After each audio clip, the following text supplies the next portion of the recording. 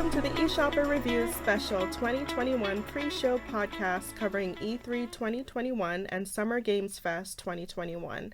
I'm Jenn Ip. And I'm Jake McNeil. For those new to our podcast, eShopperReviews is a subreddit on reddit.com where Jake reviews games on the Nintendo Switch platform, and you can find the subreddit at the URL reddit.com/r/eShopperReviews. We currently have over 1,300 reviews and counting, and we are supported by your donations on our Patreon, which you can find at patreon.com/eShopperReviews. This month's sponsors are Lee, Andy Miller, Stove, Reddit user Wonder Ponder, Johannes, Ilya Zarev, Eli Goodman, and Casey. Thank you all for helping to keep the reviews coming. Now, we're going to discuss E3. Normally, well, not just E3. We got multiple events to discuss. Normally, eShopperReviews is a subreddit that focuses on reviews. We don't typically discuss news, and we don't do much in the way of speculation, but we figured with these major gaming events coming up, we would talk about them, what's rumored, and what we think we might see and hope to see. Yeah, usually we have our monthly podcast where we'll address a few of the big news items coming up, but we don't usually go too far into here's all the games that are coming out in the future, and here's all the big news. But I mean, these big game events are kind of a bit too big to ignore, so what the heck? Let's discuss them. Let's make wild speculations. Let's talk about what we expect, what we think we'll see, what we think we won't see, that kind of stuff. Okay, well, before we go on, we should mention to our listeners that we will specifically be focusing on the Nintendo Switch platform, since that's what we do. We don't have anything against Xbox or PlayStation, even though we both enjoy playing on them. Mm-hmm. But we're trying to maintain a somewhat focus on Nintendo. Although, we'll add the small caveat that I know that Jen's, as I've said multiple times before on our podcasts here, Jenn is more of a PC game player, so I know that's probably more of her focus. Mm-hmm. Okay, so let's start with a couple of topics. So, E3 wasn't around last year. We did not have an E3 in 2020 for the first time in I don't know how long. We have COVID to thank for that, of course. Yay! What do you mean, yay? No, boo, very boo. So... I mean, okay, but each gaming company at least did, like, Well, so last year presentation. Last year was very unusual in multiple respects because of COVID. We did have a sort of kind of gaming event last year in the form of Summer Game Fest, but that was a very decentralized, very distributed across multiple months. In fact, I don't think it ever officially ended. We are still in Game Fest 2020 as far as I'm aware. Oh my goodness. So I feel like a lot of gamers definitely felt like, while it was understandable that we didn't have our usual normal game cycle last year, there are definitely people who are missing the centralized E3 event where you get a lot of news packed into 1 week. Mm-hmm. And this year, we're still being affected by COVID. They're still not having a physical in one location E3, but at the Thank goodness they're not. Yeah, probably, we're still kind of in the recovery phases of the pandemic. Mm-hmm. But despite that we're not having a physical E3, at the very least, the ESA, who puts on E3, has organized a online event of sorts to get a lot of publishers and developers together to make big game announcements through the course of roughly 1 week in the middle of June. Which I'm surprised, because not too long ago, like a couple years ago, people were like, we don't need an E3 anymore. Each company does their own presentation anyways. And now we have this coming back. I'll admit myself, I've been guilty of that. I've wondered that too. I was for a long while on I was of the opinion that, well, we don't really need E3 in the modern day, do we? Because we have companies like Nintendo themselves doing the Nintendo Direct, And it's like, if they can make their own public announcement, if they can just upload a video to YouTube and, hey, here's our big announcements for the moment, why would they need to go through some other company to do that? But I think that E3, there's all the pomp and circumstance. There's the big event. It's, everybody's excited. Everybody's building up these tensions. And there's something intangible about that transfers that energy over into the games that are announced that, I don't know, maybe the publishers and developers have grown to appreciate that after a year in its absence. Yeah, I agree. All right, so let's talk about Nintendo.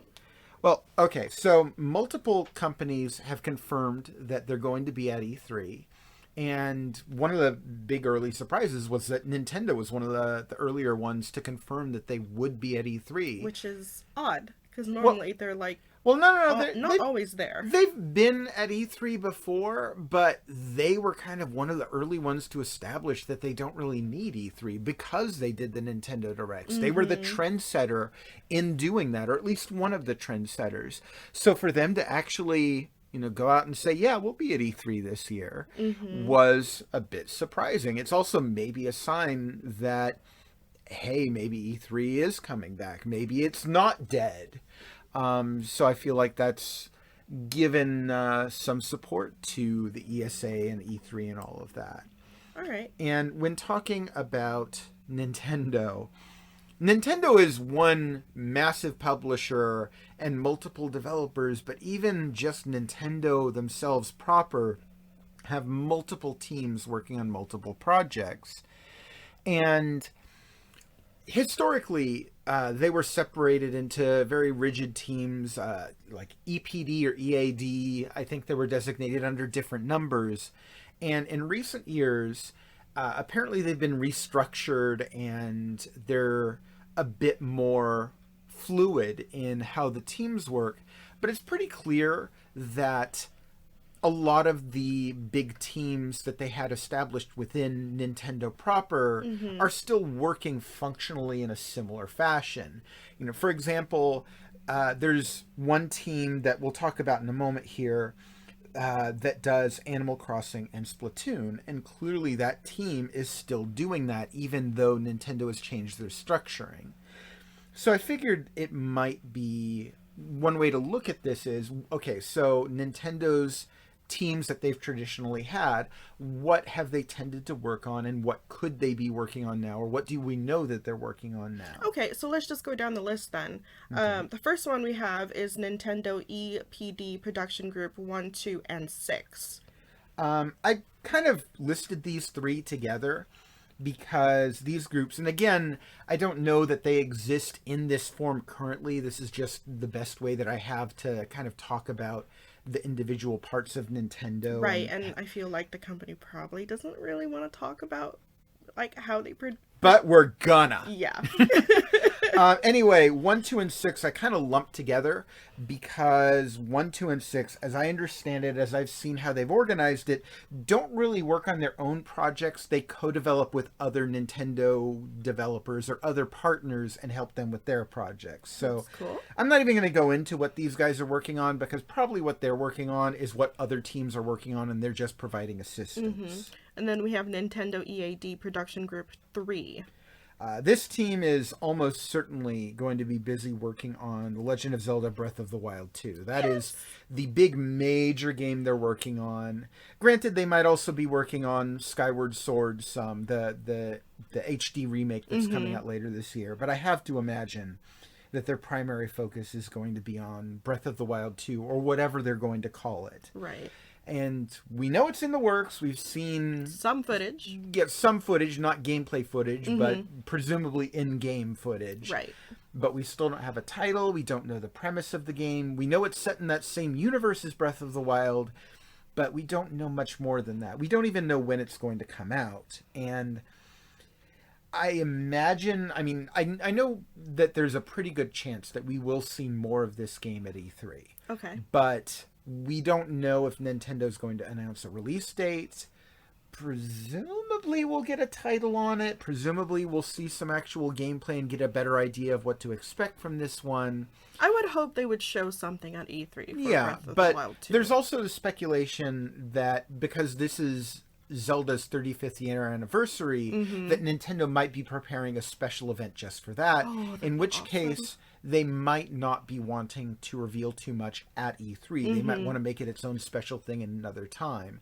I don't know. I kind of feel like so many people are looking forward to this one game that it would be telling if it was not present at E3. So, I don't know. I feel like it's got to have a better chance than not of appearing at E3. It's such a major game that I don't think that they would be quiet on it just to put it into its own event. They might do that. I'm not putting it beyond them, but I don't know. Then the other question regarding it is, when will they release it? Because probably holiday. That's just it, though. There are two kind of release periods that people are looking at. Either it's going to be their major holiday title this year, which is definitely possible, or it's going to be their major title around March next year, because that'll be the end of their fiscal year and it'll be a big blowout game to end the fiscal year on. Oh, yeah. The other thing is, and we kind of skipped over this, if there is a release of a Nintendo Switch Pro, which it has been heavily rumored, and we'll probably talk about this in a bit, a Breath of the Wild 2 title would be a massive game to launch with that. Okay, we'll talk about that in a bit. Okay. So the next production group. Okay. It's Production Group 4. Okay. Production Group 4, this is the group responsible for 1-2 Switch, Nintendo Labo, Ring Fit Adventure. It's basically their weird, wacky, experimental motion sensing games. And I feel like we already know what these guys are working on. They are working on Game Builder Garage, which will be released mid-next month. And while they might have other titles under their belt, I feel like we probably won't see that at E3. Okay.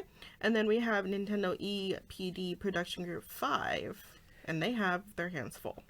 Okay. Well, this is the group I was talking about earlier that works on the Animal Crossing and Splatoon series. They have already announced that they are working on Splatoon 3, and they're presumably also working on updates for Animal Crossing New Horizons. And so this is all stuff we all pretty much already know about. I don't think we're going to see anything else from this group. They, like you said, they have their hands full just with these two games. Will we see more of Splatoon 3 at E3? I don't expect it. I'm going to say I think that we'll probably see more of Splatoon 3 closer to when it's due for release, because this is coming out, they have said early 2022. I think that with Splatoon 3, if I were to wager, I would guess that we will probably hear more about that later this year. Okay. And then we have Nintendo EPD Production Group 7, and they have their hands full as well. So these guys have done a lot of work with intelligent systems, which we'll talk about a bit later. These guys have worked on the WarioWare games, the Rhythm Heaven games. They've done some work on the Metroid series. They might be working with Retro on Metroid Prime 4. I'm a bit iffy on that. I don't know. I know that someone at Nintendo was working on Metroid Prime 4 before they handed it over to Retro. I'm not sure if it's these guys. And if that's the case, I'm not sure if they're continuing to work on it or if they've been shuffled off onto other things. Okay. I don't know. It's a big question mark what they're working on, but I get the feeling they're probably running support with one of the other teams working on some other project. I'm guessing. Yeah, I wouldn't be surprised about that. And then we have Nintendo EPD Software Group 8/Tokyo. So these are the guys who are usually responsible for the Mario 3D games. They've done Captain Toad. And there's actually a big rumor circulating about these guys right now, which is a lot of people are saying that they are working on a new Donkey Kong game. And the big hope was that they would be making a new 3D Donkey Kong game, but I would actually say if they are working on a new Donkey Kong game, I would bet anything it is a new 2D game, because when these guys worked on Donkey Kong before, the one Donkey Kong game that they are best known for is Donkey Kong Jungle Beat, which was a 2D game that kind of made use of, if memory serves, it made use of the bongo accessory for the GameCube, where you would tap the bongos to move your character. So it was a 2D game, but it had a kind of unique approach to the gameplay. And I can't help but feel like if they are working on Donkey Kong, that's probably the same sort of thing they'll do here. They'll have some sort of unique way of reimagining it. I mean, you have the Joy-Cons. Yeah, exactly. Yeah. Or they could find some other way to do it. They could work in motion sensing. They could work in the touch screen. I don't know. They have a lot of options, though. They do. The other thing they could be working on, and it's again been speculated, you have a major Mario game in the form of Super Mario Odyssey, and previously when they had a major Mario game, Super Mario Galaxy, they made a sequel using the same engine. A lot of people are thinking, hey, what if they're making a Super Mario Odyssey 2 using the engine from the first game? And man, that would be amazing. That would be a great game, again, to launch a Switch Pro with, if they're doing a Switch Pro. Are they doing that? I don't know. This team doesn't just do Mario games. They do kind of a little variety. They'll do a major Mario game, and then they'll shift their focus over to something smaller. I kind of feel like maybe they're working on something smaller. Maybe it is that Donkey Kong game that's rumored right now. Okay. We have a few more. A couple more. Oh, we got plenty more. We have Nintendo EPD Production Group 9. This is the team that is best known for Mario Kart, Nintendogs. They also worked on ARMS. And everyone seems to think that they're working on the next major Mario Kart game. And I don't believe that for a second. Well, okay. No. Let me backstep on this. I have to think that there is always a new Mario Kart game in the works, in the planning.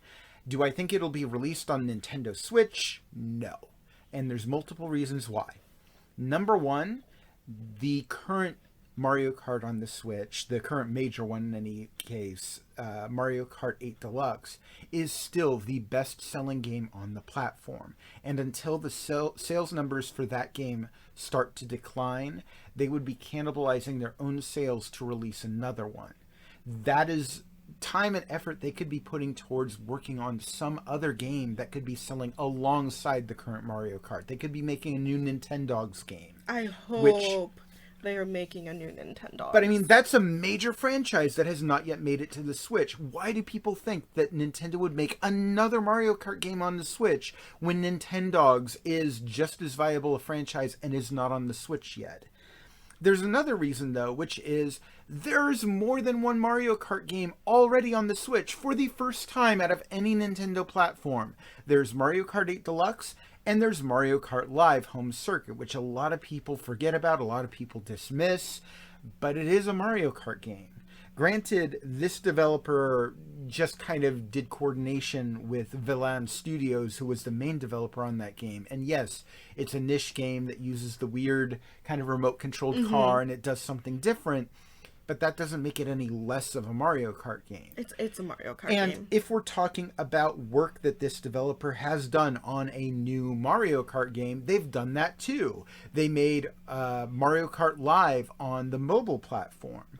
So it's not like these guys have been resting on their laurels. It's not like they haven't worked on a Mario Kart game since the original Wii U release of Mario Kart 8. This team has been doing Mario Kart work since then, and we've seen it multiple times.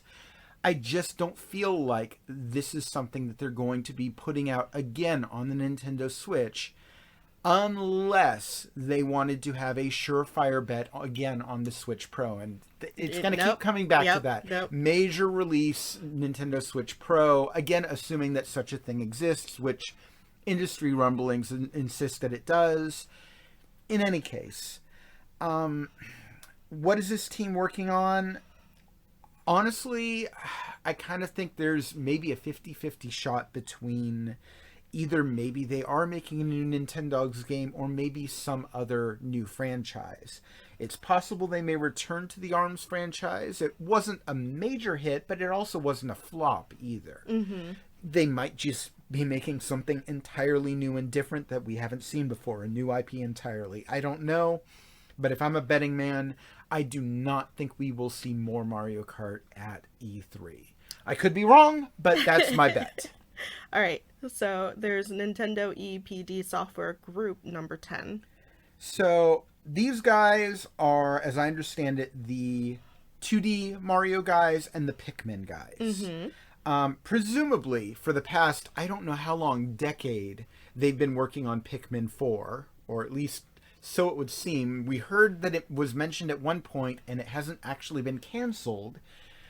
Does Pikmin 4 even exist? I don't know.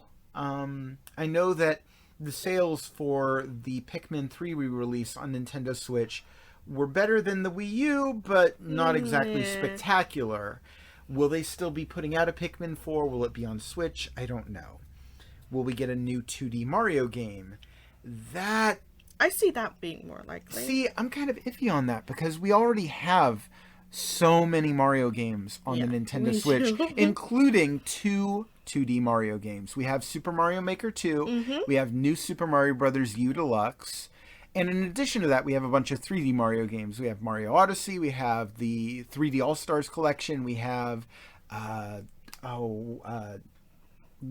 Super Mario 3D World plus Bowser's Fury. Oh my goodness. There is so much Mario already on the Nintendo Switch, so I don't know. I feel like these guys put out 2D Mario games at a fairly steady clip, so maybe we'll see a new 2D Mario, but maybe we'll see Pikmin. I don't know. It's hard to call what these guys are doing. I feel like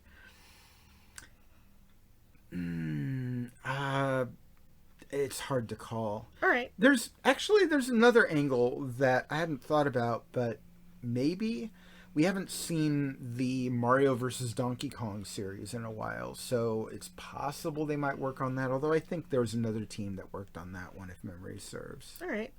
We also have Nintendo Software Technologies. Okay, so these guys worked on Captain Toad, but really their big thing is they do development support for other games. Which is always a good thing. Sure. They did support for the Stretchers. They did support for Good Job. They helped with Super Mario 3D World plus Bowser's Fury. And I kind of can't help but feel like if Nintendo's porting over older Zelda games like Wind Waker and Twilight Princess, they might be the ones doing that. They might be working on the Skyward Sword port. If there's a Metroid Prime Trilogy port, they might also be involved in that. They kind of help with that kind of project. So I feel like if we're going to see anything from them, the most likely bet is it's going to be ports of older titles. All right. And we have Retro Studios, which is working on the new Metroid Prime. Yeah. Perhaps? Retro Studios almost certainly has their hands full with Metroid Prime 4. I do not think we're likely to see anything else from them. The question is, which will we see Metroid Prime 4 at this E3? Maybe. I feel like even after this game restarted development, there's been a pretty good amount of time that's passed, so we might actually get footage of this game for the first time, although the other side of this is they might refrain from showing anything on this until it's almost complete, because they made exactly the opposite mistake last time of showing off a logo and nothing else, and then, what was it, a year later having to say, oh, sorry, we had to restart development because it wasn't working out. Ooh. So they might be holding off until the last minute before they actually show this game running. I know a lot of people are wondering whether or not this game will get released this year. I still think that's doubtful. I think that's doubtful. I think we'll probably see this in 2022. But we might see footage of it at E3. I don't think so, especially with how many games were put off from releasing because of the pandemic. Maybe. I don't know. It's up in the air. All right. Next level games? Well, hold on. Before you move on, so one other thing is, again, there's a rumor about a Metroid Prime trilogy. If that's the case, Retro Studios would at the very least be providing support for that. And I know there was a member of Retro Studios who was basically saying that it would kind of be a difficult project to undertake to port that trilogy to Nintendo Switch because the motion controls for Metroid Prime 3 in particular, that was a game designed for Nintendo Wii, and Nintendo Switch's motion controls are kind of different. You know, you don't have that sensor bar on the Nintendo Switch. It's not to say it's not doable. There have been, you know, motion control games that have made the port before, but it would take some work. This ex-Retro Studios developer said that he thought it would take like a half a dozen people, maybe a year to do, which that's feasible. It's possible. Is Nintendo doing it? Who knows? But it's maybe. Okay. Next Level Games? Next Level Games are the folks that made Luigi's Mansion. They made Punch-Out on the Wii. And before that, they made Mario Strikers. Nintendo bought them out just recently, which was a really significant purchase because these guys, I think, make some of the best animation in the entire industry. In fact, I think Luigi's Mansion 3 is on a short list of the best looking games for Nintendo Switch. It is a beautiful game and extremely well animated. However, these guys also don't work quick. There's usually something like a 3-year gap between their releases. So I don't think we're likely to see anything from them until next year. Okay. ND Cube? Unlike Next Level Games, these guys actually do tend to make a game just about every year. ND Cube is responsible for the Mario Party series. They also made Clubhouse Games last year. Usually they tend to jump back and forth between the Mario Party franchise and other smaller franchises. I kind of get the feeling, because it's been so long since we've gotten a Mario Party game, as much as people really want to see an expansion to Super Mario Party, I feel like if we see them at E3 this year, we're probably going to see Super Mario Party 2. That'd be awesome. I mean, yeah, it'd be great, but I kind of would prefer to have expansion content for the original Super Mario Party. That is a perfectly decent game that just needs more maps, it needs more mini games, and if you could just add that content to the existing game, I feel like that would overall be a better game than just one self-contained Mario Party game would be. But that's my opinion. But that doesn't necessarily mean that's what'll sell, and I kind of feel like what would sell is a new Mario Party game, so I feel like that's probably what we'll end up getting. All right. We also have 1UP Studios, which is known for assisting with other games. Yeah, that's another studio that just helps with other games, so moving on. Monolith Soft. Monolith Soft is best known for the Xenoblade series, and they have also provided assistance in developing Legend of Zelda Breath of the Wild. They will almost certainly be helping with Breath of the Wild 2. There's a possibility that they might have enough development staff left over helping with something else. Like, I don't know, maybe they're going to be porting over Xenoblade Chronicles X to the Switch. It's the one Xenoblade game that is not on the Switch at the moment, and I'm sure a lot of people feel like it would be nice to have the entire series available on the Switch, especially with that one major ambitious game locked away on the Wii U. It's one of the very few remaining Wii U exclusives that has not gotten ported to Switch yet. Okay. And then we have the Pokemon Company / Game Freak / Creatures Inc. Obviously, we're just kind of grouping all the Pokemon companies together here. And they have so many projects in the work that, I mean, it's entirely possible they'll announce something new, but I kind of feel like they have plenty to work on already. They're currently working on Pokemon Brilliant Diamond, Pokemon Shining Pearl, Pokemon Legends Arceus, Pokemon Unite, with a studio called Teamy Studios, Pokemon Sleep, which no one has any idea what the heck it's even supposed to be. I want more information about that. And then they're also working on Detective Pikachu 2. They, at one point, said that there was a Detective Pikachu 2 in the works, but that was a while ago. I don't know what that is, what form that takes. Were they just saying that they were porting the original one from the 3DS to the Switch?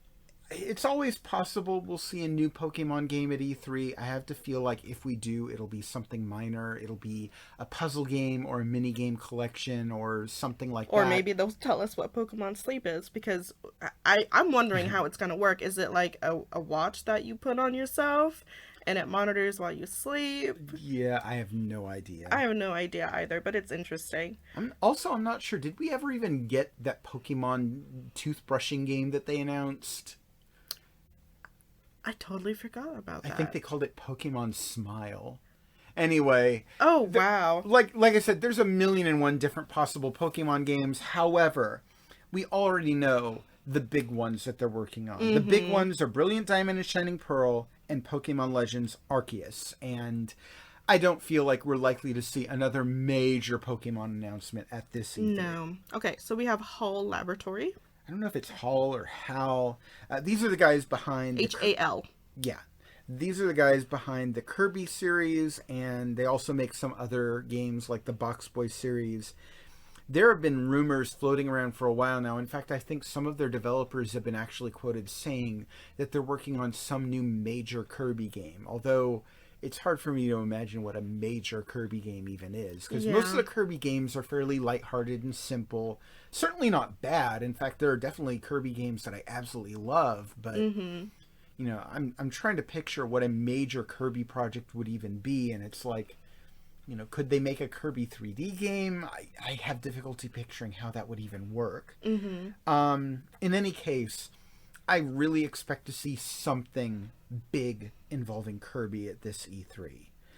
Either a major 2D platformer, or maybe we'll even see the first real 3D game in the Kirby series. I mean, aside from, you know, little side stuff like, you know, the golfing games and Air Ride and all of that stuff. In addition, and I'm kind of lumping this in here because I'm not sure if I should include it in HAL Laboratory or Sora Inc. or Bandai Namco, but Smash Brothers. We still have 2 remaining characters left to reveal for the latest Battle Pass, or whatever they're calling it, for Super Smash Brothers Ultimate. And I can't help but feel like, yeah, we'll probably get an announcement for one of those at E3, because it's been a while since we've heard about Super Smash Brothers Ultimate. I don't know what we will get, but I strongly feel like one of the last 2 characters is going to be a character from Pokemon Sword and Shield, because we have not gotten any characters from that game. Nope. It is a major Nintendo franchise, and I feel like they will definitely be putting it in there at some point. What will the remaining character be? Ooh, that's pure speculation. Ryu Hayabusa seems like a good bet. A lot of people are like, oh, I'd love to see Master Chief in Smash. And I don't know. I don't want to say no. I don't want to say no never either. Say never, but at the same time, it's so like out there. I don't feel like Microsoft would. I don't think Microsoft would go that route. Or Nintendo for that. Like, Microsoft gave their support for Banjo-Kazooie being in Smash, and they gave their support for Minecraft being in Smash. But those are also kind of tertiary franchises for Microsoft. Yeah. You know, Minecraft is, at this point, it's more Mojang than Microsoft. Microsoft hasn't really made that a major Microsoft franchise. And the same thing with Banjo-Kazooie. Even though Microsoft owns Rare, they haven't exactly made it a big deal that Banjo-Kazooie is a big Microsoft franchise. So I don't feel like those coming to Smash is quite the same as their major mascot character coming to Smash. I'm not saying it's impossible, because who even knows at this point what is and isn't possible with Super Smash Brothers, but I think out of everything, that's pretty unlikely. Okay. Next up is Intelligent Systems. Intelligent Systems are the developers behind the Fire Emblem series. They make Paper Mario, they make WarioWare, and they make the Pushmo games. And currently there's a rumor floating around that they are working on a remake of a classic Fire Emblem game from the Super Famicom era that never came to the United States. That's possible. I feel like it's been ages since we've seen a new Wario game, and the Nintendo Switch is overdue for one. Nintendo Switch still does not have a Wario game, so I feel like it's kind of high time for one. Nintendo Switch also doesn't have a Pushmo game, so I think all of those are likely candidates. Heck, we might even get more than one. Because none of them is super huge major projects. Arika. Arika are the developers behind Tetris 99, Super Mario Bros. 99, and Pac-Man 99. There is a rumor that they might be working on a Zelda 99 for the Zelda anniversary. I don't think so. But these guys have been pretty consistent in putting out one game per year. And we've already got one from them this year in Pac-Man 99. So I'd really like to see a Zelda 99. I'm starting to think like maybe we won't. I think maybe we won't see anything from Arika until 2022. Good Feel. Good Feel are the current developers of the Yoshi series, and we actually do know what they're working on. They have said that they are working on a new IP, a samurai action game, due for release sometime this year. I am interested in that. So probably we'll see some new IP samurai game from them at E3, I'm guessing. Grezzo. Grezzo are the folks who worked on Legend of Zelda Link's Awakening, the remake for Nintendo Switch. And they also just recently put out the Nintendo Switch port of Miitopia. I'm kind of thinking that they probably won't have anything new for us at E3 because they will have just put out Miitopia. But there is an outside possibility because it just seems like such an obvious thing to do. It would be great to see remakes of the Oracle games that originally came out on the Game Boy Color, much in the same style as Link's Awakening. Because those games were so similar on the Game Boy Color, it kind of seems like it would make sense for them to do a remake of those games in the same style that they did Link's Awakening. There's also an outside possibility they could be working on a new Four Swords game. Cool. But I don't know, maybe. Any of those is a good chance. In particular, I feel like because this year is the Zelda anniversary year, any of those would make a good bet for the Zelda anniversary. But at the same time, I kind of feel like because they will have just put out Miitopia, maybe we don't hear from them what they're working on until some sort of future Zelda event. Okay, I'm probably going to mispronounce this. Camelot Software Planning. I don't know why you thought you'd mispronounce that. I don't know. I was going to say Camelot. You did say Camelot. I said Camelot. Yes. Okay, I don't hear the difference between what you're saying. Anyway. Camelot, like the King Arthur thing. Okay, yeah. Camelot Software Planning. Okay. We already know what they're working on. Mario Golf Super Rush, and that's due out late in June. So we're not going to hear anything else from them. I know a lot of people really want to hear that they're going to be making a new Golden Sun game. No, not happening this year. Probably never happening, but definitely not this year. Oh. They're working on Mario Golf, and maybe next year or the year after we'll hear about some other project from them. Probably not for another couple years, though. Mercury Steam. Mercury Steam, I had listed in this list, even though they've only worked with Nintendo once. That one time that they worked with Nintendo was on Metroid Samus Returns, and there are a lot of heavy rumors lately that they are working on another 2D Metroid game for Nintendo. Ooh. I kind of feel like the easy thing to do would just be to port over Metroid Samus Returns. That game did not get the sales numbers it deserved, but that's also because it released late in the 3DS's lifespan when Nintendo Switch was already out. Nintendo Switch was the new hotness, and nobody was looking at the 3DS. So I feel like this would be the perfect opportunity to bring that game over. But the other alternative is they could very well be making a new game in the Metroid series, a new 2D Metroid game, which is another really big rumor circulating around for them. Platinum Games. Well, again, we already know Platinum Games is working on Bayonetta 3. They announced this some years ago. And honestly, I think it is high time that we actually see some game footage of this game, because all we got previously was a logo, and they have had years to work on this. Oh, yes. I'd say there's an outside chance that we could get an Astral Chain sequel at some point, but honestly, it's been so long since we got the Bayonetta 3 announcement. They need to show us that game now. It is high time we see it. It is. Koei Tecmo / Omega Force / Team Ninja. I listed these guys together because these are basically the guys who work on the Warriors franchise. Hyrule Warriors, Fire Emblem Warriors. And as far as what they're doing with Nintendo, we already know. These guys are working on the Age of Calamity expansion pass. Mm-hmm. Okay, so I think that's it for all the studios. You want to talk about the biggest rumors and speculations, though? We already went over a lot of these. Mm-hmm. The potential new Donkey Kong game I've already addressed. The potential for a Metroid 2D game or Metroid Prime Trilogy. There's talk about a Zelda 3D All-Stars / Zelda Collection / Wind Waker and Twilight Princess HD port. I kind of addressed that before. Mm-hmm. There's a possibility of a Legend of Zelda 99, a possibility of a new Kirby game.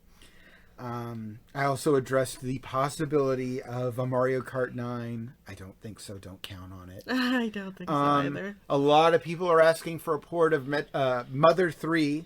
Don't count on it. Nintendo wants to pretend like that game doesn't exist, and all of the hoping in the world I don't think is going to change that. Oh. All right. But the other major rumor floating around Nintendo, and we got to address it, of course, the Nintendo Switch Pro. Which is not the official name. We don't even know that it exists, so it's certainly not the official name. No. That's not to say it couldn't just be announced and be called Nintendo Switch Pro.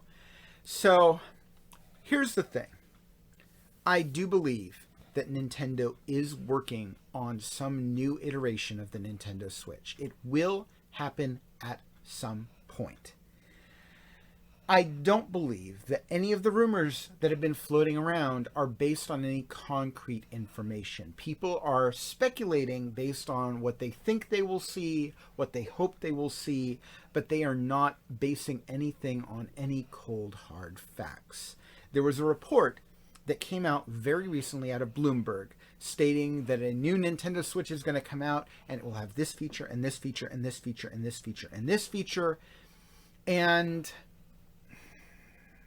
how can I put this? I feel like a lot of the features that they talked about are very reasonable expectations. For example, one of the big things that's rumored is that a new model of Nintendo Switch will have an OLED screen, OLED.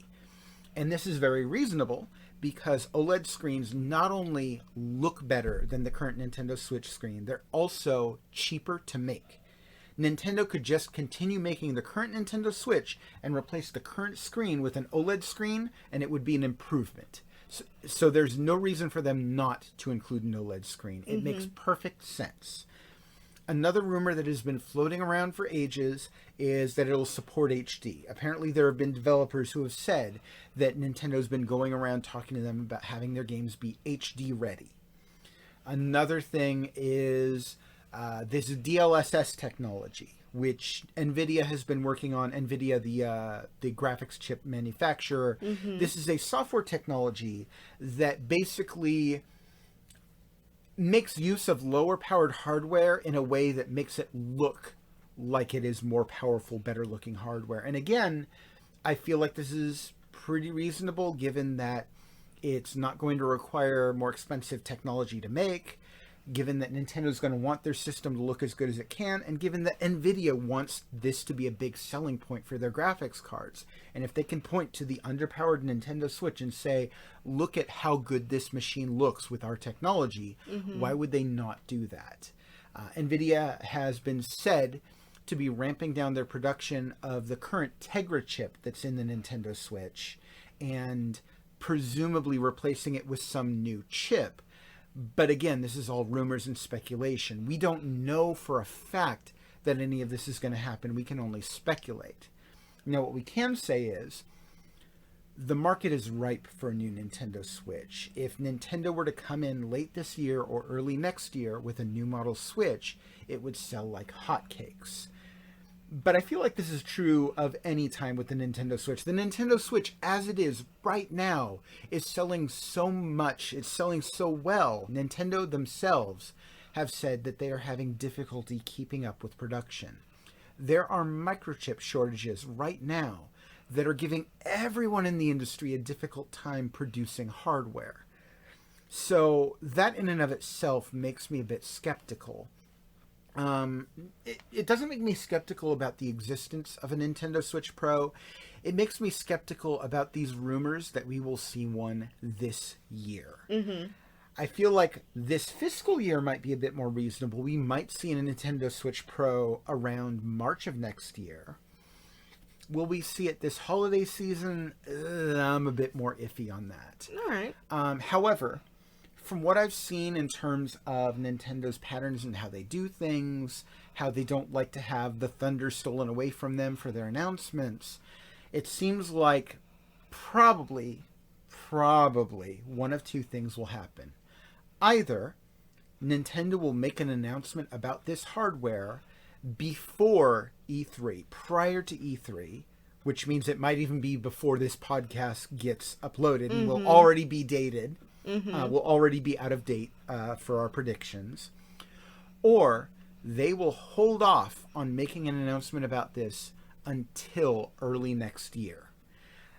The reasons for doing this are, if they make the announcement before E3, that means that other developers who have games in the works to take advantage of a Switch Pro can actually say, our game will use the Switch Pro technology. Can actually, and again, we're using Switch Pro as a shorthand. It'll be whatever Nintendo calls it. You know, the Super Nintendo Switch or the new Nintendo Switch. Oh, yeah, I hate that too, but Nintendo has a way of naming things. So if they are going to announce it for E3, expect that announcement to come early. If they do not make that announcement early, then I would say we will not hear about that until either extremely late this year or early next year. But I'm iffy on whether we get that announcement at all this year because of that microchip shortage.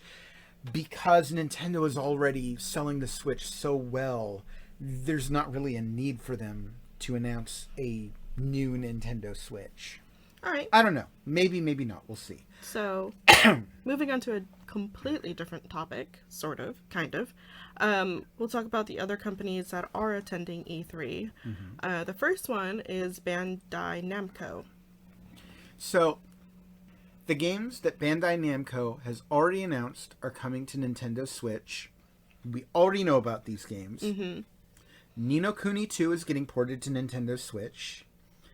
Family Trainer, My Friend Peppa Pig, and we know that they've been working on Digimon Survive for a while, but we haven't seen anything about that aside from, I think, the logo for the game, and I'm kind of starting to wonder what the heck's happened to it, if it's in some sort of development hell or something. Aside from this, they pretty regularly put out games involving their anime licensed franchises, so we might see something with that. We might see some other game announced, but I feel like they already have at least a few games coming to Nintendo Switch, so I'm not sure if we'll see much more from them. Okay. We have binge.com, but we both don't have any idea. Yeah, we could not find anything about binge.com. Their webpage lists that they support consoles, so it's possible they'll have something for the Nintendo Switch, but I'm not holding my breath. You know, if they can't even be bothered to say what they're working on, I'm not going to start getting excited about anything with them. Right. Capcom has some interesting ones coming out. So we already know they're continuing their support for Monster Hunter Rise. Their support for Rise has been really good. They're already on version 3.0, and I don't see them stopping that support anytime soon, just because that game is selling extremely well. And we will undoubtedly see Monster Hunter Stories 2 at E3 as well. You know, that's another big game coming up. Yep. They've announced they're bringing over the Great Ace Attorney Chronicles. aside from that, they might have some other games coming out. I don't know. Stuff that I know we will not see on the Switch, or at least that I'm speculating. I do not think it's coming to Nintendo Switch. I don't think we'll be seeing any of their major like franchises like Resident Evil. I don't think we're going to see any of the Resident Evil remakes coming to the Switch. I don't think we're seeing Resident Evil 8 on Switch. I think that the technology in those is just too far advanced beyond what the Switch can handle. Unless Nintendo has worked out some special deal regarding the Nintendo Switch Pro, I don't feel like those are coming to Switch at all. I feel like the same goes for Street Fighter for different reasons. I feel like Street Fighter has kind of had exclusivity deals worked out with PlayStation, so I don't think we're going to see any new Street Fighter games for the Nintendo Switch unless it's some kind of more minor game, but... yeah, I don't know. We might see more from Capcom, but I feel like they already have a few games coming to Switch, so they might be satisfied with that. All right, and then we have a few studios. DVSI Entertainment is an indie PC game publisher, but probably won't have anything for the Switch. Yeah, I don't think we'll see anything for the Switch from them. Freedom Games is also an indie publisher. They put out Jetboard Joust and Godstrike on Switch, but in terms of anything else new, don't know yet.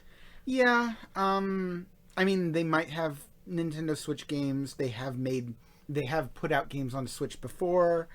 They tend to focus more on PC games, but we might see something from them. It's anybody's guess what, though.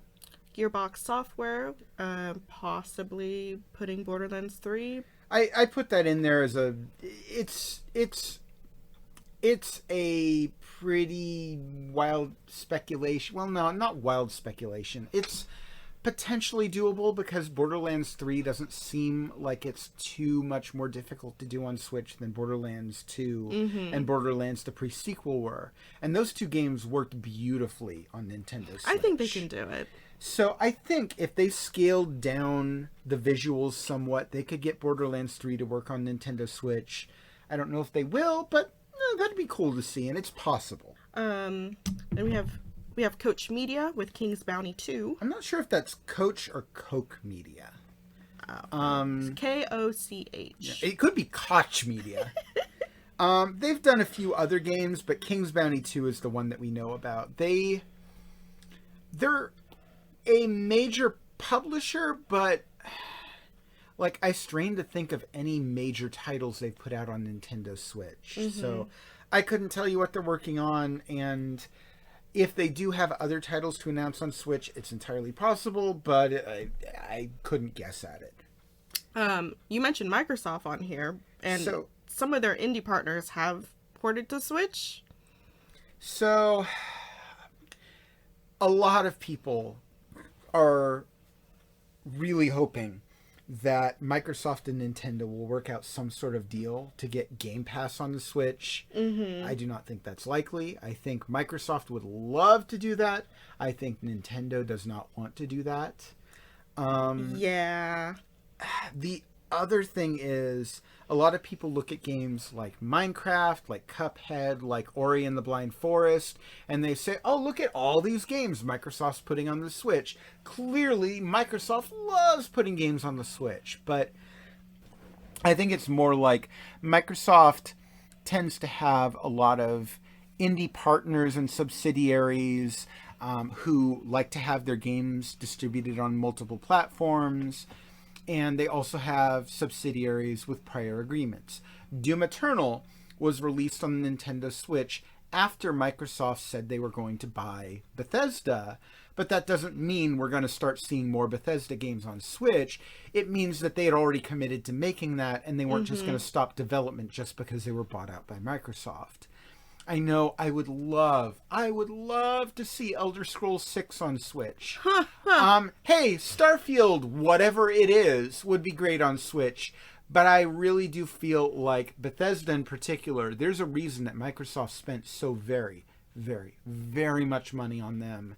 And I don't think it was so they could get a fraction of the proceeds of those sweet Nintendo Switch sales. Right. I feel like we may very well see big things from Bethesda at E3, but don't hold your breath on any of those big things coming to Nintendo Switch. Okay. NetEase Games is a mobile PC developer. Probably not going to bring anything to Switch. Probably not. Otterbox Gaming is a mobile developer and game controller creator. Yeah, they're not going to have anything on the Nintendo Switch unless it's like a controller or accessory or something. Okay. And then Sega.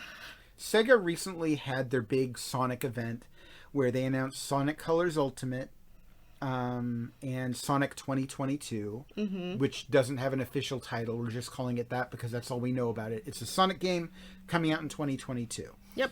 Those games have both been announced for Nintendo Switch. They also announced the Sonic Origins collection, but they didn't say what platforms that was coming to. There's no reason it couldn't come to Nintendo Switch, but we don't know for sure. The other games that we know are coming to Nintendo Switch that Sega has announced are Shin Megami Tensei 5. They put out Puyo Puyo games on a fairly regular basis, so I feel like that's not an unreasonable expectation of them. And Sega has been telling their investors that they've started to realize that they have not been giving proper attention to some of their classic franchises, but that was also fairly recent. I don't think that they're likely to have made any major shift in that direction in the time since then. However, everyone has been screaming for the Persona series to have a more prominent representation on other platforms, on the Nintendo Switch, on PC, and on the Xbox. And I feel like for some stupid reason, Sega has been blindsided by the fact that, oh yeah, people kind of like this Persona thing. Fancy that. So, while I feel like Nintendo is probably their own, or Nintendo, I said Nintendo. I feel like Sega is possibly their own worst enemy when it comes to this kind of stuff. There's a possibility, an outside possibility, and do not put too much hope into it because, man, Persona fans have been burned before. But maybe, just maybe, we will eventually see a new Persona game on the Switch. Do not place bets on it, but I would say it's possible because Sega is starting to realize they've had their heads up their own rears in regards to this series. Will that realization amount to anything? I don't know, but maybe. Okay. Square Enix.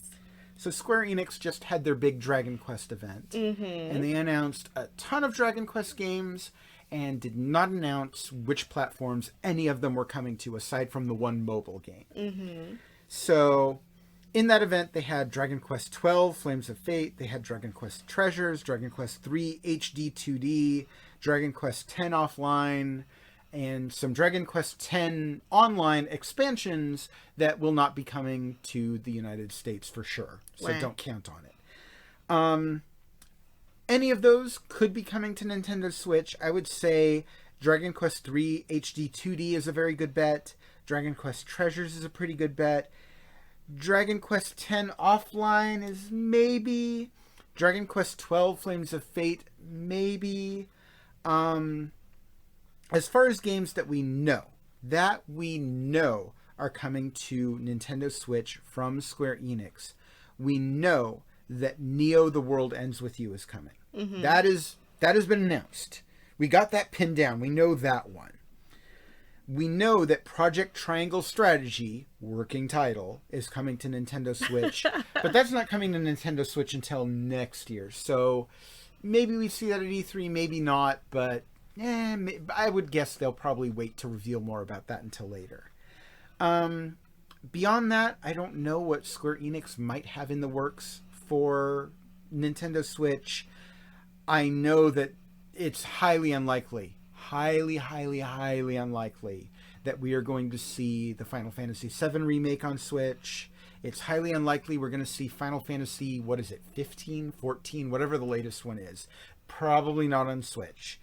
If you're talking about one of the newest Final Fantasy games on the high-end, top of the line, PlayStation 5, that kind of stuff, don't count on it coming to Switch. But could they be working on some other, maybe smaller project? Maybe. We can talk about that a bit later. I have some of my wish list items involve Square Enix. But as far as what we know they're making for Switch, the only thing we know absolutely for certain is Neo The World Ends With You. Beyond that, probably some of the Dragon Quest games, but nobody can say for certain what else. Take-Two Interactive. Take-Two Interactive, we know for a fact that they're going to be bringing Ollie Ollie World to the Switch. That came out in one of the recent, I think it was actually an Indie Direct, because they're publishing that. Probably they'll be bringing a new NBA 2K game, NBA 2K22. Mm-hmm. They might be doing a PGA Tour game, like a PGA Tour 2K22.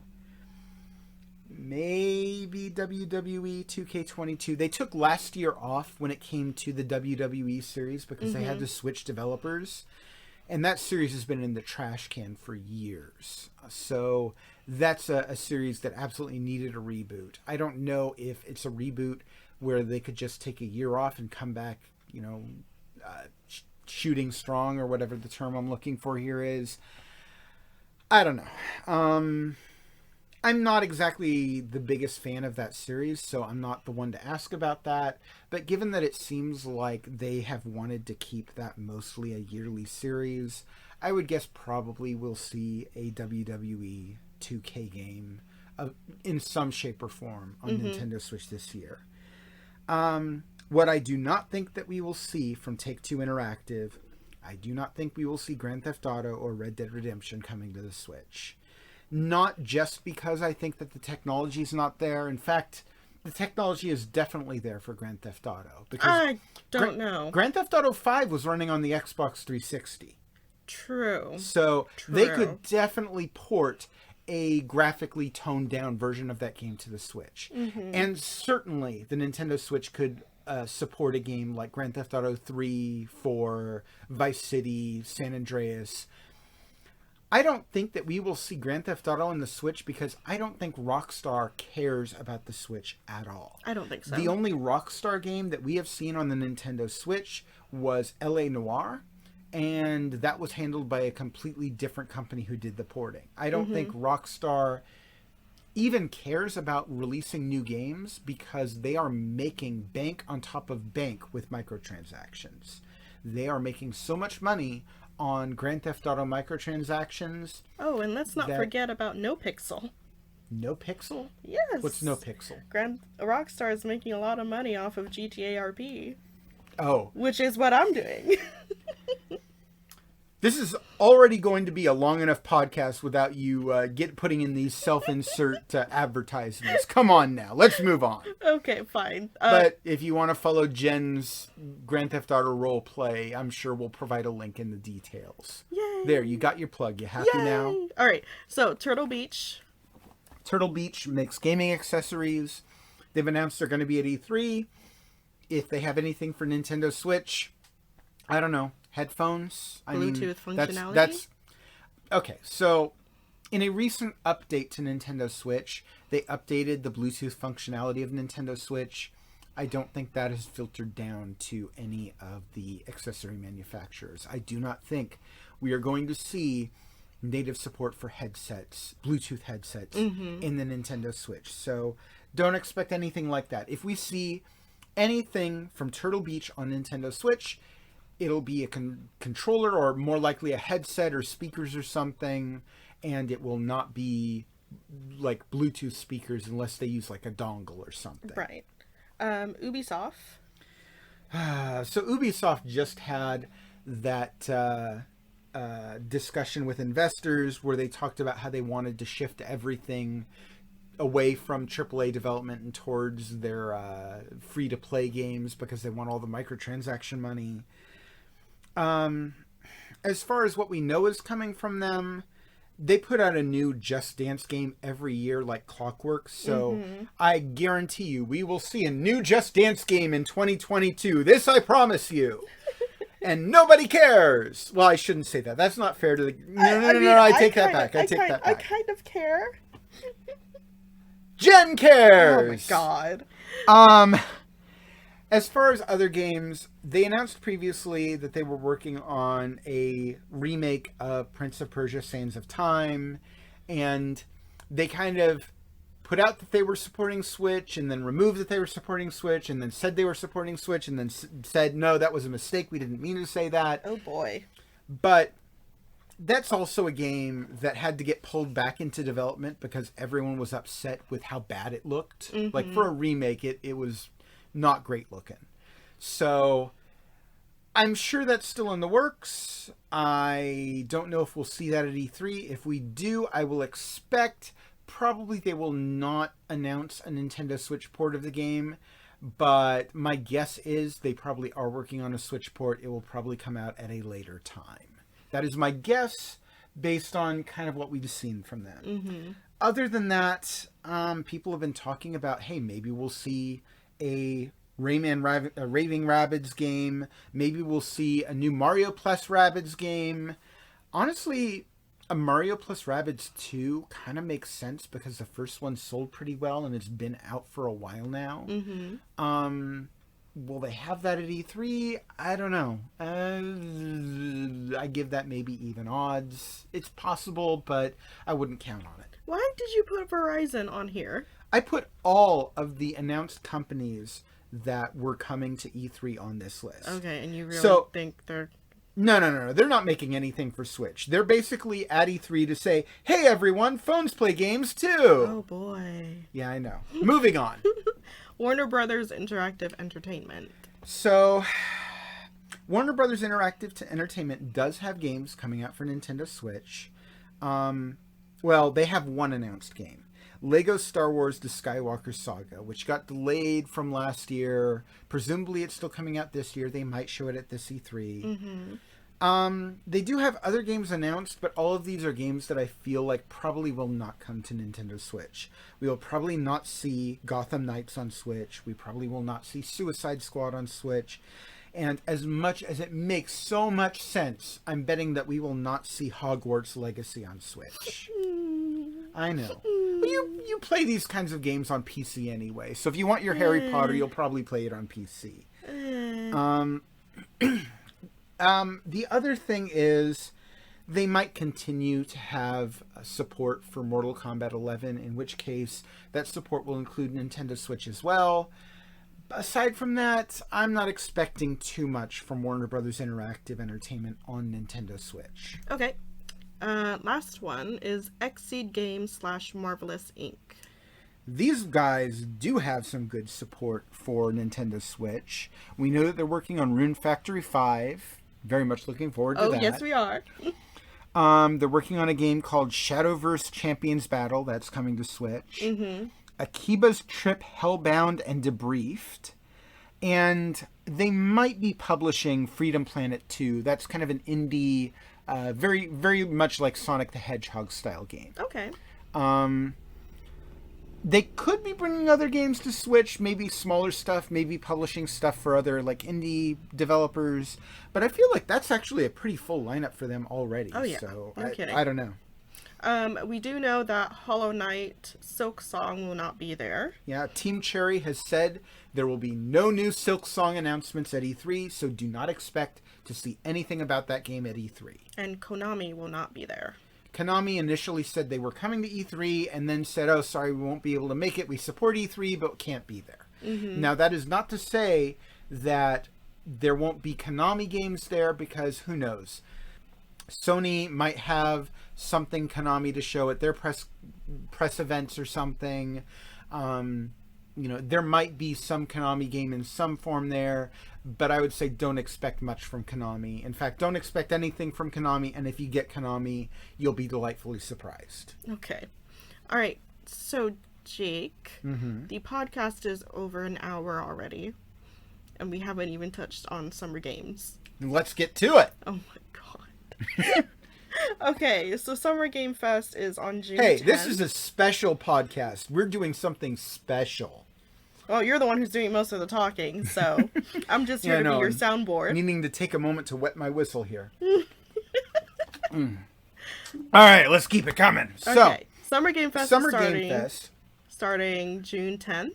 And I think I might have mentioned this before. I'm not sure that the last year's Summer Game Fest ever officially ended. This is kind of weird because I kind of feel like Summer Game Fest is just like a rubber stamp that you put on an event that's happening around this time of year. Mm-hmm. Like, they have their main event, their Summer Game Fest event, but then they rubber stamp other things with, this is a part of Summer Game Fest, this is a part of Summer Game Fest. So a lot of the companies that we're going to list here are listed as being a part of Summer Game Fest, but do not take that to mean that they will have announcements at the Summer Game Fest opening event. They may announce things later on. In fact, some of these companies we know for a fact are holding back on making announcements until later on. Okay.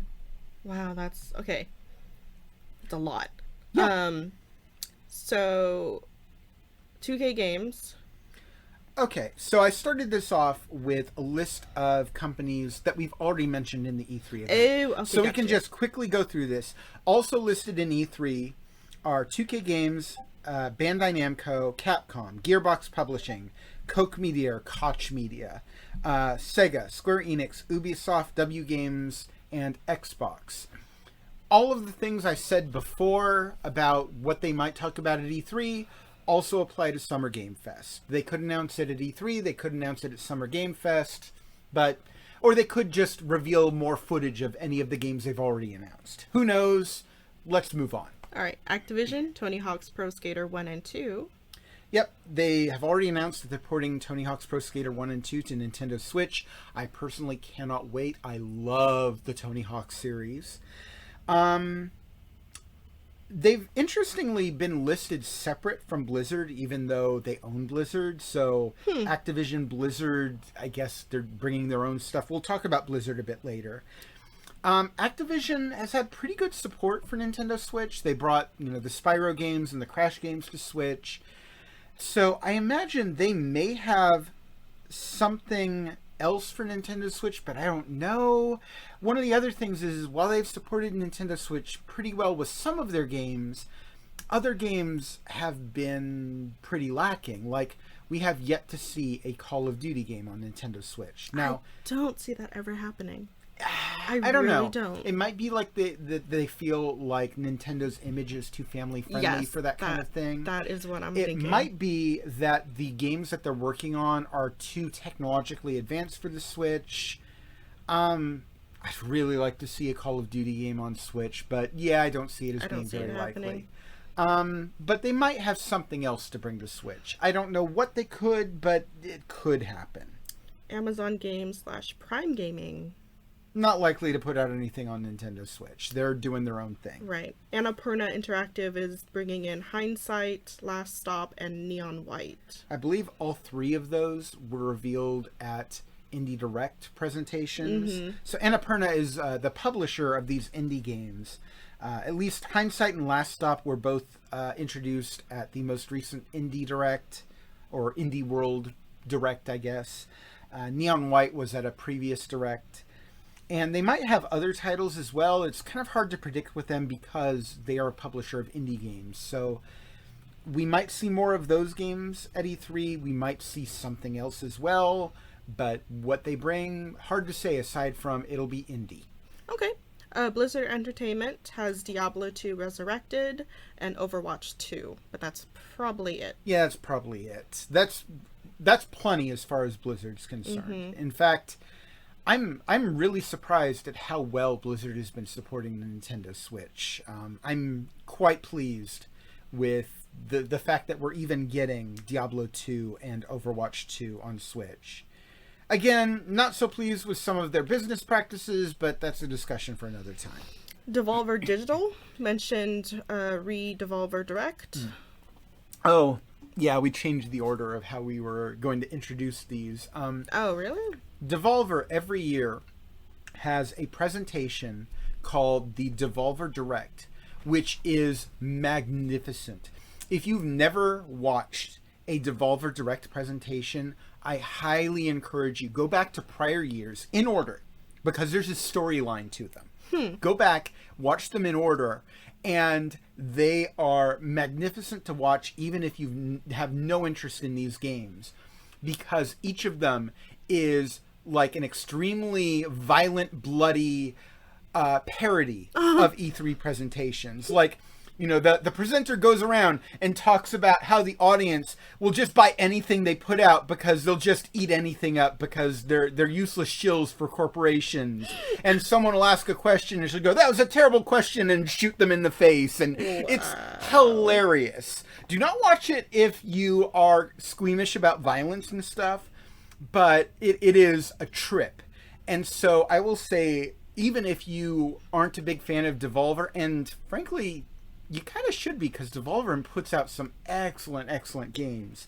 But even if you don't care about their games at all, I'd still say look forward to their Devolver Direct presentation, because it is something to see each and every year in and of itself. Now, as far as the games that they're likely to announce, again, they publish a lot of indie titles. Devolver has a really good nose for what's going to be good. So even though I have no idea what they're going to be bringing, I feel like they're probably going to be bringing something good, because they usually do. And on top of that, they have pretty good support for Nintendo Switch too. They brought they were my pick for best third party publisher in my year wrap up for, I think, 2019. Right. So I have no idea what Devolver's going to bring. I only know it's going to be something to look forward to. Okay. Dotemu has Teenage Mutant Ninja Turtles Shredder's Revenge and Windjammers 2. Yeah, and hopefully we'll get an update on Windjammers 2. It's been a while since we've heard about it. It got announced a long while back. But I have a lot of faith in Dotemu or however you pronounce it. They have done a really good job bringing these classic franchises up to the modern day. As I've said elsewhere, these are the guys that did the remake of Streets of Rage 4 that was extremely good. They also did, I don't know if it's Wonder Boy or Monster Boy, it's one of those games, but again, a really visually stunning reimagining of a classic kind of formula in the modern day.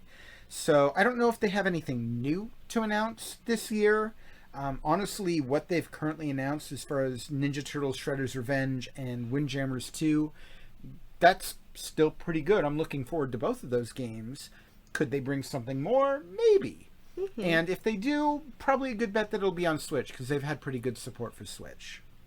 EA might get a few big announcements, but it looks like they're aiming to make their big event in July. Yeah, they have a July event scheduled. At some point, we just know, I think it's contractually required of them, they will be putting out a FIFA 21 or 22 or whatever year they're up to now.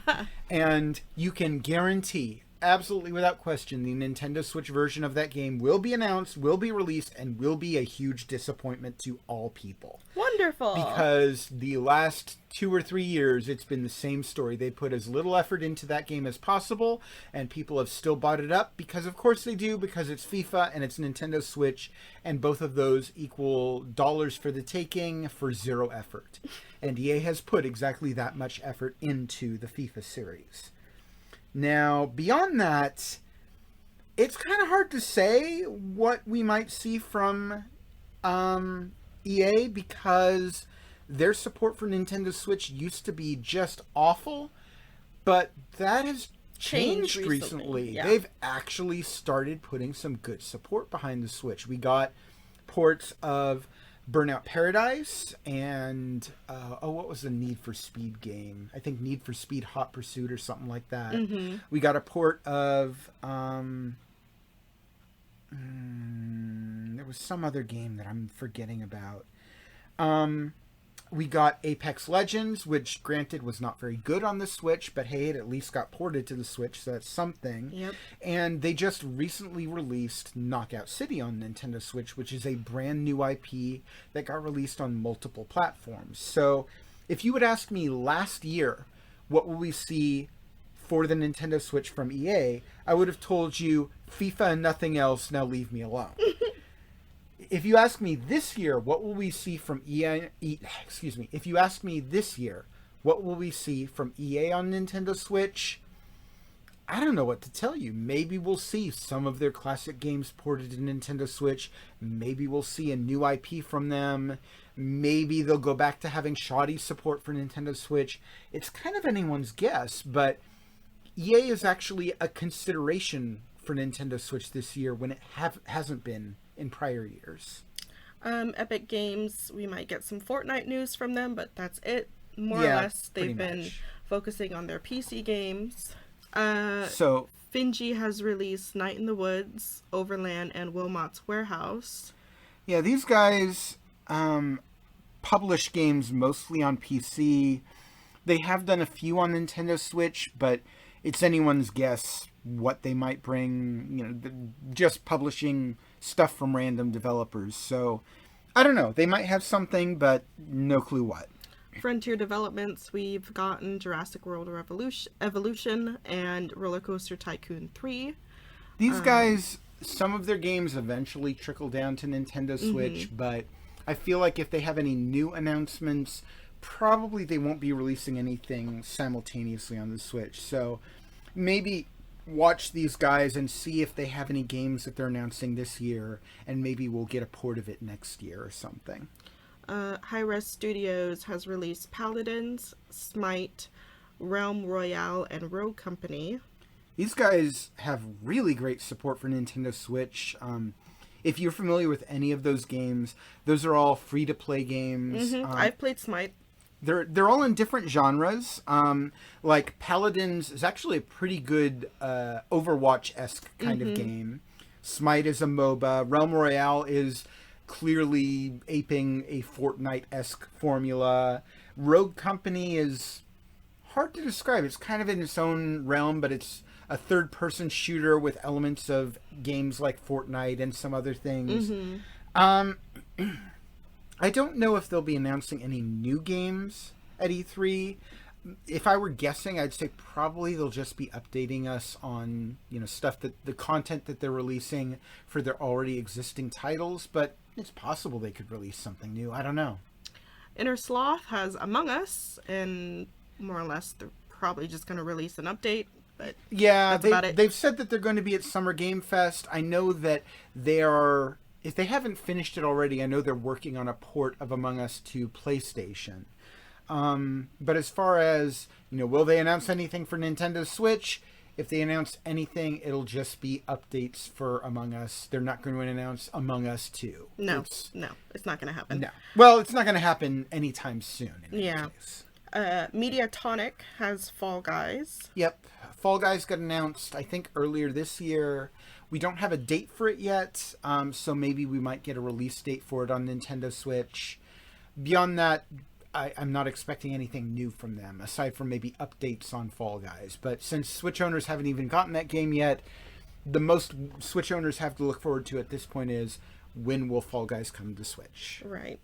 Just so you know, that helicopter has been going around for the last 10 minutes, and I just want to shoot it down. I keep hearing it, and I'm like, please stop. Please go away. We're near the mall. It happens. Okay. So we have MiHoYo Games, and they made Genshin Impact. Now, these guys have said that they are going to be porting Genshin Impact to Nintendo Switch. I seem to recall reading somewhere that one of their executives was quoted as saying that the port to Nintendo Switch is running into some difficulties. So I'm going to guess that we're not going to see anything on that at this E3. That's not to say I think it's been canceled. I'm sure we'll see it eventually, but don't count on it being there this year. Okay. Psyonix makes Rocket League. We're probably going to get an update from them, and that's probably it. Yeah, they don't, as far as I'm aware, I don't think they make too much else. But, I mean, they keep continuing to update Rocket League, and Nintendo Switch owners benefit from that. So, if you're a fan of Rocket League, maybe they'll have something to say in regards to that. Raw Fury is an indie dev. They've made Goner series, Dandara, and Star Renegades. Yeah, I'm not sure what these guys will have. They do a good job supporting Nintendo Switch, so there's a good chance they'll have something, but again, it's anyone's guess as to what. Riot Games are the developers of League of Legends, which probably will not be coming to Switch. We have Saber Interactive, which made... These were the developers behind the port of Crysis Remastered. They did the Witcher 3 port on Switch. So they've done a lot of really good ports to Nintendo Switch. But as far as everything I've seen, they don't self-publish. So I don't know. Maybe they'll have good stuff to show for other publishers. The one thing that we do know that they're working on that is coming for Nintendo Switch is Evil Dead the game.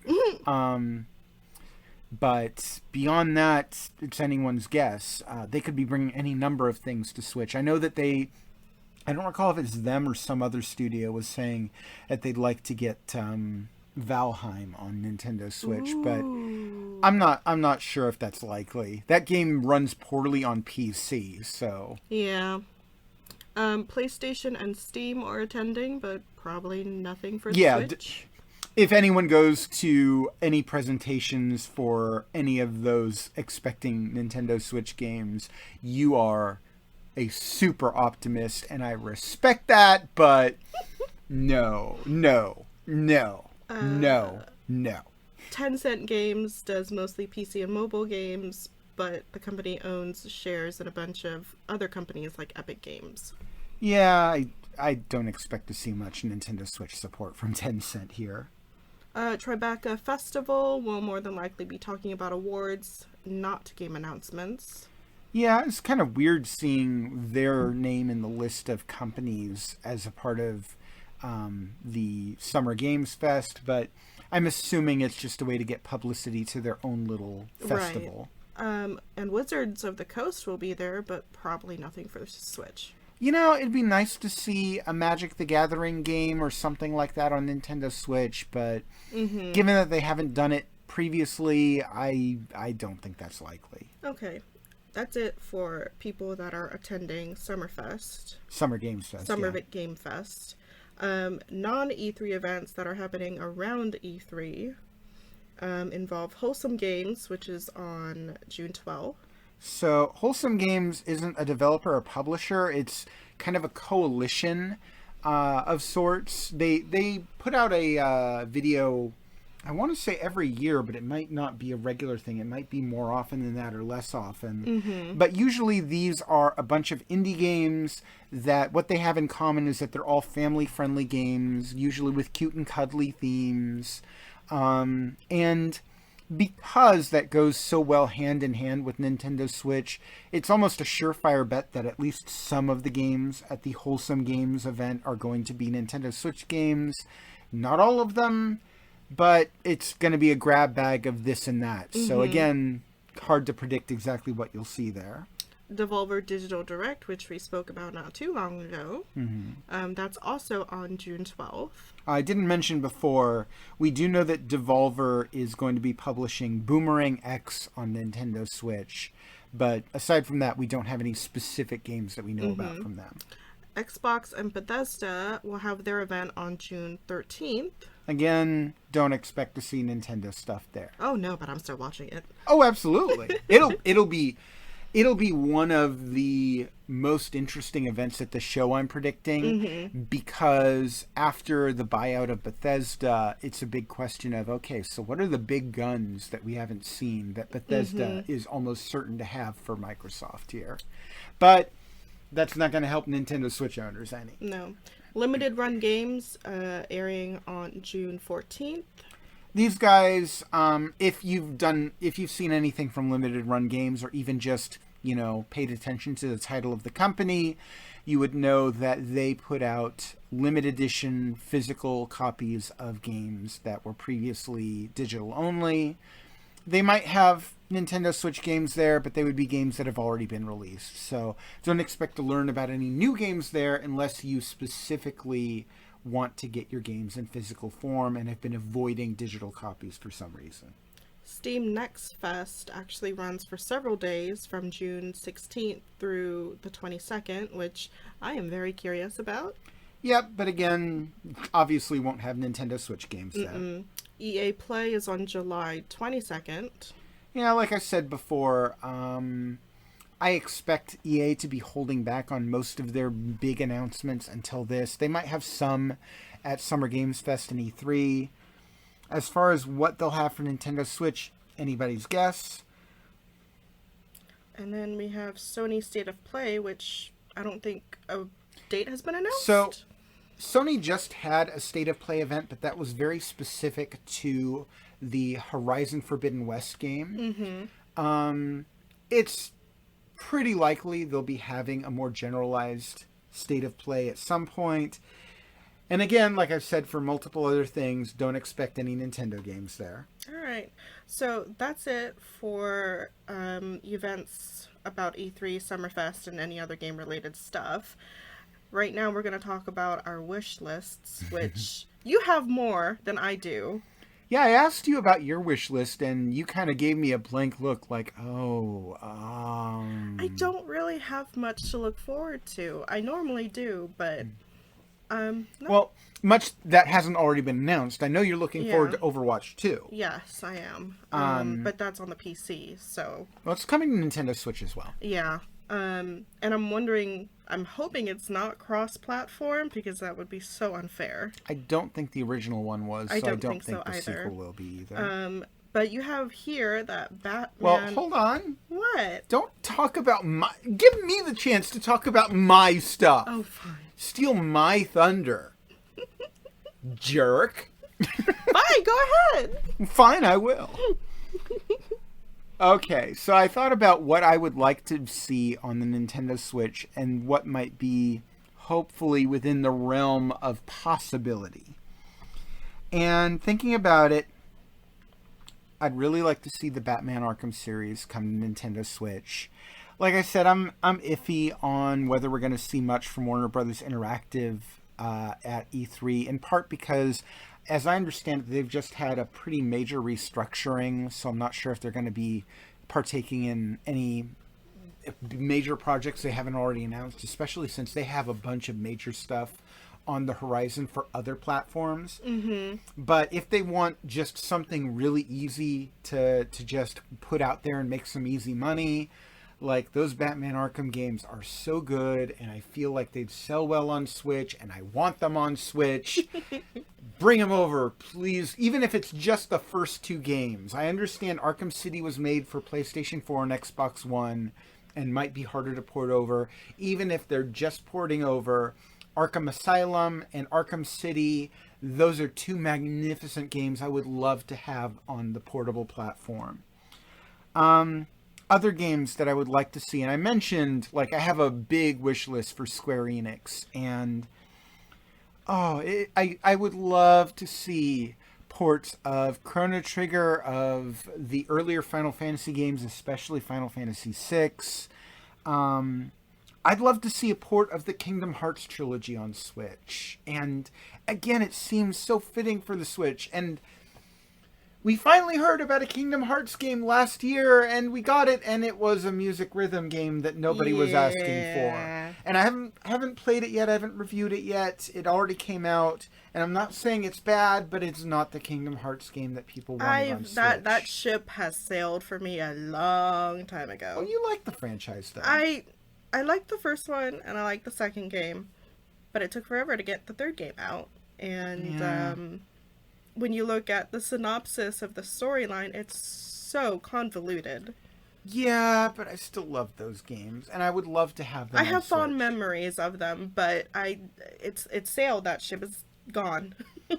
So, one other thing that I'd like to see, if EA is considering supporting the Nintendo Switch, it's really high time that we get... Well, the obvious thing, the big moneymaker would clearly be if they brought the Sims franchise to Nintendo Switch. I can't say that's a huge wish list item for me, because I've never been big on the Sims. For me, as far as Sim franchises, SimCity has always been bigger for me, and I don't have much faith in them making good SimCity games after the last major one they put out. However, if they wanted to just have an easy port that I have to assume would do well on Switch, and I really want it, I would love a collection of all the classic PopCap games. I'm talking about Bejeweled, Bookworm, Zuma, Plants vs. Zombies, the original Plants vs. Zombies. I feel like EA keeps looking forward with those properties and trying to use them to make microtransactions, and I just want the classic original games on my Nintendo Switch. Plants vs. Zombies was so good. Zuma was so good. Bookworm was great. Peggle was great. And it's like all of these games, I feel like if they threw all of these games in one collection, they could charge $60 for it, and I would gladly pay that. Wow. It is a magnificent series of games that for some reason we just have not gotten on Nintendo Switch. For that matter, I don't know if it's doable. I know they just recently released the Mass Effect trilogy, like remastered on other platforms. Even if they just wanted to re-release the original Mass Effect games as they were in their original form on Nintendo Switch, again, it would be great to have them in a handheld. And my final wish list item, and I'm iffy on the chances for this, I'd really like to see a port of Orange Box, Portal 2, the classic Valve games on Switch. However, I'm a bit more iffy on the likelihood of this, in part because I've heard rumblings that Valve Steam is wanting to do some sort of Switch-like console at some point. Ooh. In which case, if they do, they'll probably want to hold back on putting their own properties on what would be their most direct competitor. Mm-hmm. But if that is just a rumor, and if it's not true, hey, I'd love to buy Portal again for the umpteenth time. I mean, hey, it's free money, Valve. Come on, just bring it over. The cake is still alive, but that doesn't mean that a port of Portal has to be. I'm not holding my breath for that, but I'd like it. That's fair. I honestly don't have much on my wish list for E3. It's sad.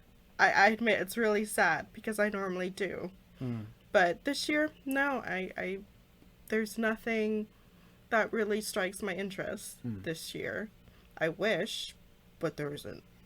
So. Well, and that's one of the things. One of the reasons that I love paying attention to these events is you get all the big surprises and stuff you weren't expecting. Mm-hmm. And I know I've made a lot of predictions and a lot of, I think this will happen, I don't think this will happen. And just to be clear, this has been a lot of speculation. Some of it based on good information, I feel. Some of it based on looking at the track records of these companies or the state of the industry. But in the end, I'm just speculating on what I think will happen. None of this is a certain, I know this will happen. And I am still genuinely looking forward to seeing what actually does get announced, what actually does happen. Will any of my predictions come true? Will any of my predictions be proved to be absolutely, totally false? Take a shot if you're wrong. Maybe. I don't know. But I think that's one of the things that I missed about E3 last year was to have one big major event where I could just sit in front of my computer and just be glued to the screen waiting to see what big new game I hadn't even anticipated got announced. All right. Well, that's the end of our podcast, the E3 pre-show podcast. We may make another podcast discussing what happens at E3. Don't know yet. If nothing else, we will certainly be covering the biggest news announcements at our next monthly podcast. But we felt like it was important to go over the big anticipation for the event prior to the event happening. And we didn't want this to take up too much space in our normal monthly podcast because, as you can tell, this has been a sizable amount of time that we've devoted just to these major events. All right. Well, thank you all for listening. We'll catch you guys next time. Yeah, catch you later.